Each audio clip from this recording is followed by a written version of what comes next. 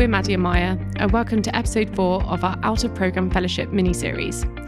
Each episode, we sit down with registrars to explore the unique opportunities they've taken on during their fellowship. I was quite conscious that I didn't want to give rubbish training to people because of my inexperience, so that was probably the stress 2 years ago. But now, everything's quite within my kind of wheelhouse. I've done a lot of training, I've experienced quite a lot, so now I'm a much better endoscopist and a much better trainer than I was when I started. That's one of the main advantages of an out of programme, I suppose. You get the opportunity to really zero in on what your interests are and really push yourself, push your skills and learn from others. Today, we're chatting with Fraser Brown, who's an ST6 Gastroenterology trainee, but also doing an out of programme fellowship as an endoscopy training fellow at the Northern Endoscopy Training Academy. His fellowship is all about teaching and improving education through endoscopy training. It's also given him the chance to work towards a master's in medical education alongside his clinical role. Fraser went out of programme 3 years ago, and he told us that teaching had always been a big part of his training, right from his early foundation days. During his early years in gastro, he focused on getting his endoscopy sign-offs, and along the way took on various projects and built relationships with different supervisors, all of which eventually led to the opportunities to take on this fellowship. Before I went out of programme, I'd been just kind of keeping going with the RCPs and curriculum and things like that. I tried to focus on getting endoscopy sign-off for gastroscopy and colonoscopy, as well as kind of ticking all the other kind of curriculum boxes. I hadn't really kind of picked a kind of subspecialty beyond going down the more luminal route as opposed to liver. And that was just out of kind of trying to keep my options open. And I suppose before training, I'd been a kind of teaching fellow. I'd done kind of teaching in foundation and core medical training.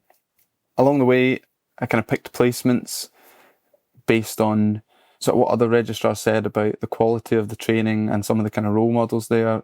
And gradually, by the time I was in ST6, I'd kind of got to know people and kind of built up a bit of rapport with people. And so you start to have an idea of little projects to get involved in and build up kind of momentum. And so when the opportunity for this sort of programme came along, it was around the time that they were starting to launch the Endoscopy Training Academies, which I think they do have in every kind of region. And so suddenly I'd spent a bit of time building up my endoscopy skills, my training skills, alongside everything else. And then this kind of opportunity arose where the people that I'd been sort of collaborating with on little projects suddenly were in charge of our regional training academy. And then there was the opportunity for a fellow job, and that was kind of right place, right time. But also I'd kind of got myself into that kind of position to take advantage of that. And I do think that's not just specific to me, it depends on what your kind of interests are. So it sounds like it all fell into place. Any advice for how other trainees can create these opportunities for themselves? It's probably the main thing is that if you're interested in something at a kind of early stage in your training, it's worthwhile just kind of not throwing yourself completely into it unless you're determined to be an ERCPist or a transplant hepatologist or whatever. But if you keep your options open and kind of keep chipping away and kind of keep in touch with people, you gradually, the opportunities come, and it's partly down to you and it's partly down to the people that you kind of engage with. I think that's probably the most important thing. Great, thanks for that. Can you tell us a little bit more about what the fellowship is like day to day? My rough week is sort of a 50-50 split of clinical activity and research activity. The clinical activity is 4 endoscopy lists and then 1 clinic. And because it's attached to the Northern Endoscopy Training Academy, part of that provision has to be dedicated training lists. So before I went out of programme, I'd done a train the trainer course, which you do to learn kind of how to communicate and train someone else in the procedure that you know how to do. So there's sort of 2 dedicated training lists that I do a week. 1 service list, which is just kind of a sort of standard endoscopy list with a mix of procedures. And then 1, the hospital I work in, they do an inpatient list for any kind of GI bleeds or any kind of urgent inpatients. And so the 4th kind of endoscopy list tends to be that. All of that's been really useful. Delivering the dedicated training lists, kind of training another trainee in the skill that we do is difficult and stressful. It comes with its own challenges and is really quite rewarding, actually. The service list is quite good because you can flex that to what your needs are. At the start, it was about getting my procedures up. Now it's more about, I can speak to the kind of department about learning more kind of polypectomy skills, or I might kind of buddy up with one of the more advanced polypectomists to kind of learn skills there. And then inpatient lists it's quite interesting because it's one of only 2 hospitals in our region that have a dedicated slot for a dedicated list, not just a slot, but a list where you can do GI bleeds. Obviously, they happen kind of out of hours, but the consultants kind of oversee that, but the fellows kind of do it. And there's a kind of, it's to help kind of upskill the fellows in managing GI bleeds. I don't know if that happens elsewhere in the country, but it certainly allowed me and some of the other fellows who are also trainees to kind of get first-hand experience of managing GI bleeds. So it's been a lot of kind of upskilling. There's a lot of, it sounds like a lot of the procedure lists can be quite stressful in their own ways, but I think that's one of the main advantages of an out of program, I suppose, is that you get the opportunity to really kind of zero in on what your interests are and really kind of push yourself, push your skills and learn from others without the kind of stress of on calls, on night shifts, or kind of some of the other perhaps less attractive elements of it. And the clinic's important because, again, you need to kind of keep your hand in with kind of day-to-day gastroenterology. Endoscopy is a lot of fun, but you do need to do the kind of bread and butter work of what a gastroenterologist should be. I suppose I'll mention the research work as well. Like I say, it's 5 sessions. Obviously, sometimes it's a little bit less than that because sometimes service pressure does kind of dictate you cover for absences or you need to do a little bit extra. But generally, the week's kind of your own, and I use that time, that kind of 2.5 sessions, to help focus on kind of work with the academy, like kind of looking at kind of quality assurance work, making sure we're delivering training appropriately, making sure people are hitting KPIs and things like that to make sure that the academy's kind of function. But it's the medical education masters is really quite important because it's not something that's done a lot of in endoscopy. There's lots of kind of papers and kind of studies about learning curves and the best way to train, but there's not a lot of time spent kind of sort of researching it as well. So it was quite nice to participate in that because it's not something that I found that's done commonly, certainly in gastroenterology. You hear a lot about simulation, a lot about training courses, but it's helpful to spend a bit of time working with academics at the university who know what they're kind of talking about and apply that kind of practically to gastroenterology. And my research focus is on trainer development and kind of informed by my own experience, but a way to basically help. Was a lot of pressure on trainees to learn endoscopy, and you guys will have that coming up within gastroenterology, but also there's a lot of pressure on trainers because a lot of them are gastroenterologists, surgeons or clinical endoscopists who've got other kind of demands, and they need to try and fit the time in to make sure they're delivering good quality training to make sure we're all learning. So from what you've described, your training work and your clinical work is all practical based. But from what I understand about medical education masters, this is very theoretical. How have you found that adjustment and balance? It's a really funny question because it's the best question you can ask about this, because as like doctors and certainly even gastroenterologists, you exist in this kind of practical world where you kind of do things day to day, hour to hour, procedure to procedure. Things need to happen. Whereas when you go to do your masters in medical education, and it's suddenly you're out of this kind of solid concrete world, and it's all very like kind of thought driven and consideration and slow things down. So it's really, and it's why it's really helpful to have the academic team at the university who do that, because that's their interest, that's what they like doing. And so speaking to them and engaging with them is really funny, because you just have to slow yourself down and really kind of get into that way of thinking. And that's why it's not something you can just dip in and out of, like, oh, I'll do a quick afternoon of thinking about, like, say, Maslow. It's like, well, actually, you need to kind of sort of do something and think about it for a bit, then do it for another bit and think about it. And then that's kind of your day. And you're like, well, what have I done today? I just thought about a couple of papers.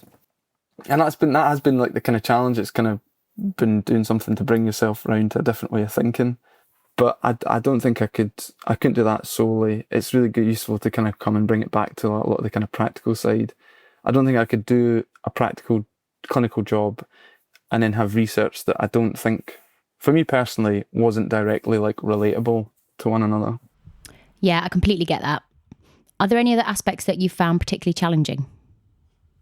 The challenges are basically not quite been regarded as a trainee anymore, because there is a kind of thought like, you're not a trainee, you're independent because your money comes from delivery of a service and you have to help do that. So you can you're in clinic by yourself with kind of sometimes complicated patients. And so you have to have a bit of experience under your belt to help get through the kind of complicated and kind of that kind of weird kind of interaction. But the biggest challenge is probably suddenly doing endoscopy by yourself and then kind of training someone else in endoscopy. That can be quite nerve-wracking. But again, that's why it kind of helps to kind of you be in the right environment and have built the right relationships and have the right kind of training before you do it. And do you feel well supported in that? Do you feel like there are consultants there to support you? So I suppose if you're training someone else, you're competent to manage kind of everything else around it. But that kind of, you're learning a complex skill and trying to teach someone to learn a complex skill is a kind of extra layer of difficulty, especially when you've only just kind of learned it. So that's the challenge with training, is the fact that there are things that you've not experienced in your practice that you might suddenly encounter and you might have to try and explain to someone. So I was quite conscious that I didn't want to give rubbish training to people because of my inexperience. So that was probably the stress 2 years ago. But now it's all everything's quite sort of within my kind of wheelhouse. I've done a lot of training, I've experienced quite a lot. So now I'm a much better endoscopist and a much better trainer than I was when I started, which is the purpose of the fellowship, I suppose.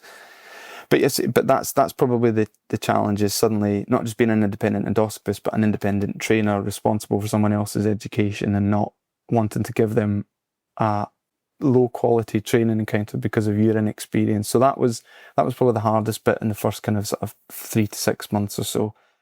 And what about the highlights? The highlights basically have been the ability to kind of push yourself to do the things that are the hardest bit about the job and be regarded as being quite independent in those. As a fellow, you're not as sort of parented as a trainee. You're left to kind of be kind of an independent practitioner, basically. And the challenges are basically is being aware of what your limits are and what could be potentially difficult situations in the terms of the GI bleed management.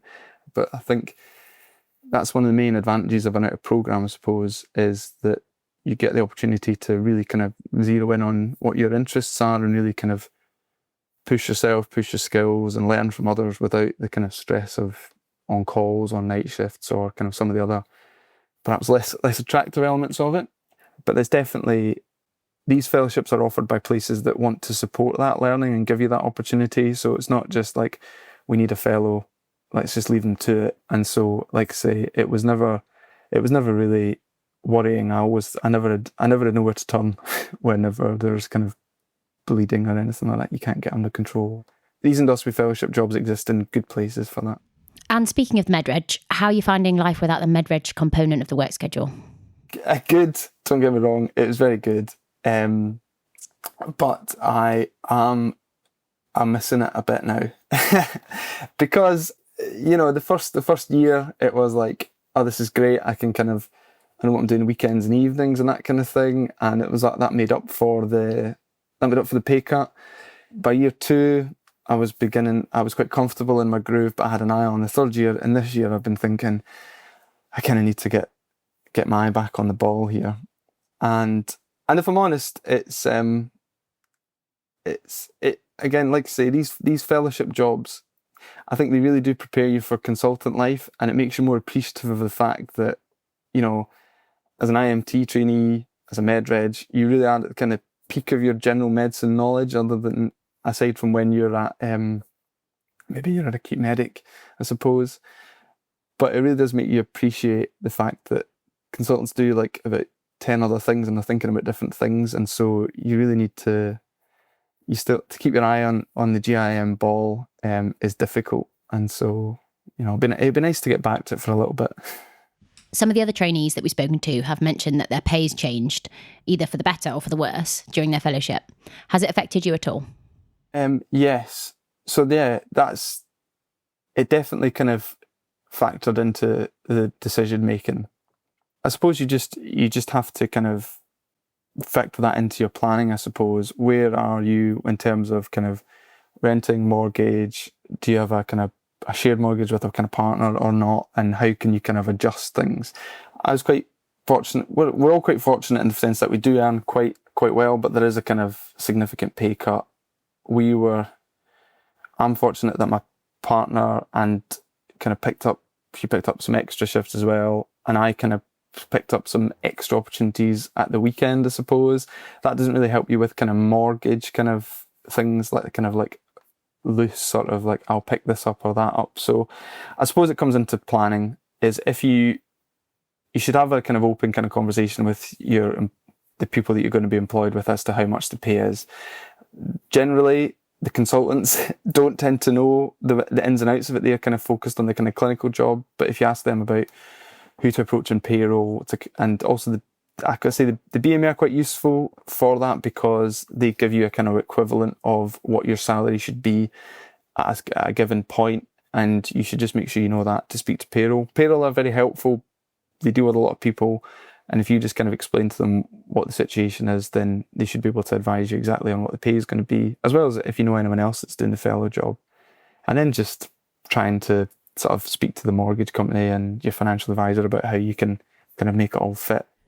So with fewer on calls, you must have had a bit more time outside of work, which I imagine is really nice. You mentioned earlier that you've got young kids. Did that play a part in your decision to go out of programme for 3 years at this stage of training? I think in some ways the flexibility has been helpful, because I can kind of pick and choose my week and make it fit around my life a little bit more. That is the one advantage of it, I would say. But like I say, is the disadvantage is prolonging your training. It means CCT is a bit further away. That single place of work is going to be further away. And if anything, it's made childcare slightly easier because I'm not on call.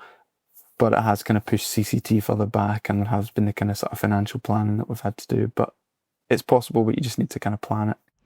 How do you think this fellowship has impacted your future career? Is education endoscopy training something that you want to stay involved with? Do you think it's something you'd like to mainly be doing as a consultant? I think, yes, it's given me the things that I will leave this OOP with will be pretty well developed skills for an endoscopy, which is objective number one. You know, if the time came to do kind of bowel cancer screening, I probably hit the numbers and the KPIs. It would just be a case of the exam. So that's kind of one thing. For training, teaching on courses regularly, teaching dedicated lists, on dedicated training lists regularly, and GI bleed management. Those are things that are very, very difficult to come by in training. And so again, that's equipped me with those skills, which should hopefully be useful as a consultant. I don't need to kind of, that won't form part of the stress. And then ultimately medical education is definitely something I'd want to be involved in. Completing a master's is very good. I'm not qualification driven or sort of paper driven kind of person. I think everything just needs to be kind of relevant. So what I've got out of it is experience in kind of completing education-based projects, helping kind of support others in their kind of education-based projects. And that again is something that hopefully I could bring to like a consultant job. So those are the main objectives I had at the start. And I feel like I'd finish this, go back in a programme, having achieved them. And then it would just be a case of getting CCT done. Do you have any general advice for anyone thinking of doing a fellowship, either an endoscopy fellowship or an educational fellowship? Yeah, a couple of things. I'll try and be brief. My main advice would be, if you're not sure whether you want to do one or not and you're in the early stages of your training, just kind of find opportunities to kind of build your interest in something and speak to people about your interests, because then when a fellowship opportunity arises, if it does, it means you're perhaps in a better position to take advantage of it. And like I say, you have this kind of sort of organic process where you're interested in a job and someone knows you're interested in it, and these kind of things can helpfully meet with the right timing. So kind of build your interests and don't be afraid of kind of things not working out, as long as you kind of try and keep a bit of momentum up. The second thing is probably, if you do have the opportunity to do an OOP, if it comes along, just make sure it's the right one for you and it's not just something you want to do to get out of programme for a bit. I do know people that have gone out of programme and it's not been quite to their liking, and they've come back feeling quite dissatisfied and have not had the opportunity to do the things they wanted to do, and it's affected their kind of confidence coming back into training. So don't just do it for the sake of it. And the thing would be, probably don't worry about saying no to fellowship opportunities that you don't think are quite right for you. Because if, like, it goes back to the first point, is if you say no to something you don't think is quite right and you keep focusing on the things you do, these things will come round again. Every 6 to 12 months, posts become available, new things happen. roles change, these opportunities come around, and you are a specialty trainee and you're an asset to any team, and people will gradually know who you are and what your interests are, and these opportunities will come, and it's just up to you to decide when the timing's right. Great, thank you so much, Fraser. That was really, really useful. Thanks, thank you. Great, so that concludes episode 4. I just want to say a massive thank you to Fraser Brown for his time speaking to us for this podcast and also his words of wisdom. Next time, we'll be speaking to Anish and learning about his IBD fellowship in North Manchester. Hope that's been useful today. And if you've enjoyed the episode, please share with your friends. Bye. Bye.